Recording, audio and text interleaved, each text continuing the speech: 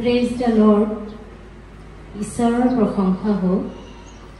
মই আজি এটা সাক্ষ্য দিব ওলাইছোঁ, কিন্তু এই সাক্ষ্যটো বহুত বছৰ আগতে মই দিব লাগিছিল, কিন্তু ঈশ্বৰৰ আশীৰ্বাদ নাছিল চাগে, সেইটো কাৰণে আজি দিবলৈ।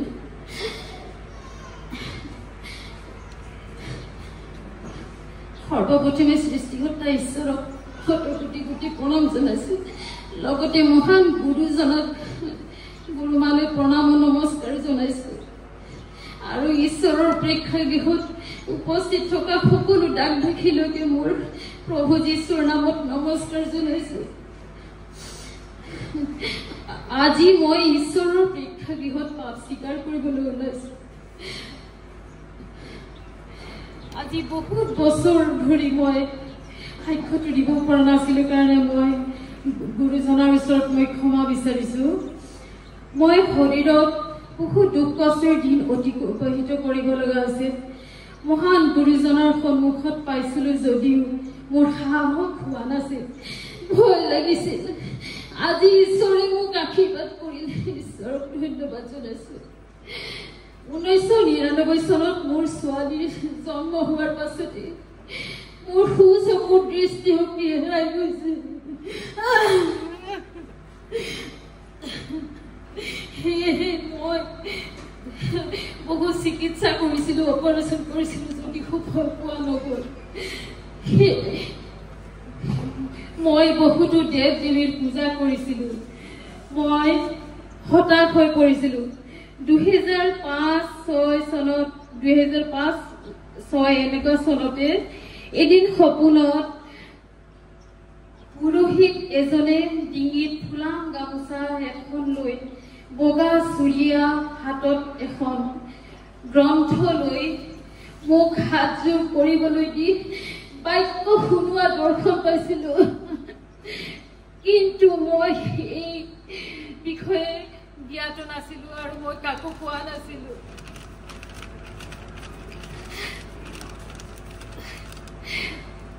এই বিষয়ে মোৰ কোনো জ্ঞাত নাছিল, আৰু মাজে সময়ে মই সপোনত তিৰোতাসকলে মূৰত বগা কাপোৰেৰে সৈতে প্ৰাৰ্থনা কৰা দেখা পাইছিলোঁ। ইয়াৰ পাছৰে পৰা মোৰ শৰীৰত বাওঁ চকুৰ সমস্যা, কঁকালৰ বিষ, মন ভাল নলগা বহুতো সমস্যাৰে হতাশগ্ৰস্ত হৈ পৰিছোঁ।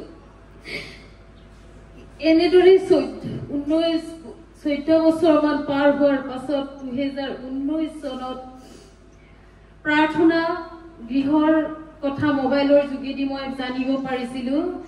মই প্ৰাৰ্থনা গৃহলৈ 3 বাৰমান অহাৰ পাছতে মহান গুৰুজনাৰ ওচৰত মোৰ সমস্যাৰ কথা প্ৰকাশ কৰিছিলোঁ। গুৰুজনাৰ প্ৰণাম লৈ ঘৰলৈ উভতি যোৱাৰ কেইদিনমানৰ পাছতে ঈশ্বৰে মোক সোঁৱৰাই দিছিল, পূৰ্বতে সপোনত দৰ্শন দিয়াজনেই হ'ল এই মহান গুৰুজনা। সেইদিনাখন মই ঘৰৰ আগত প্ৰকাশ কৰিলোঁ, সেইদিনাখনে মই ঘৰৰ আগত প্ৰকাশ কৰিছিলোঁ। মই ঈশ্বৰক জনা নাছিলোঁ। মই ঈশ্বৰৰ দৰ্শন পাবলৈ প্ৰাৰ্থনা কৰিছিলোঁ।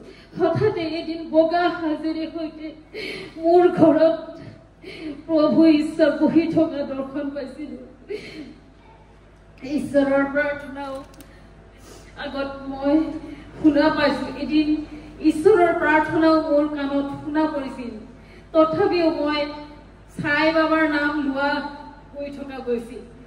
2022 চনত এদিনাখন সন্ধিয়া সময়ত প্ৰাৰ্থনা কৰি থকা সময়ত মোৰ কাণত হঠাৎ আকাশবাণী ঈশ্বৰৰ মাত শুনিছিলোঁ।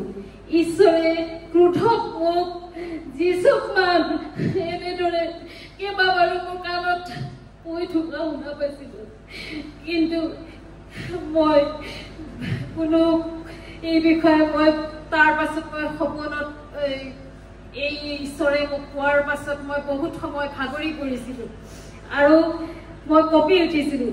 সেয়েহে আজি মই ঈশ্বৰৰ প্ৰেক্ষাগৃহত মহান গুৰুজনাৰ ওচৰত মই জন্মৰে পৰা এতিয়ালৈকে যি ভুল অপৰাধ পাপ কৰিলোঁ মোক ক্ষমা কৰি দিয়ে যেন, আৰু শৰীৰৰ ৰোগ দুখ কষ্ট সাংসাৰিক সমস্যাৰ পৰা মুক্ত কৰি ঈশ্বৰৰ ওচৰত আজীৱন থাকিবলৈ মই ঠাই পাইছোঁ। Praise the lord. ধন্যবাদ।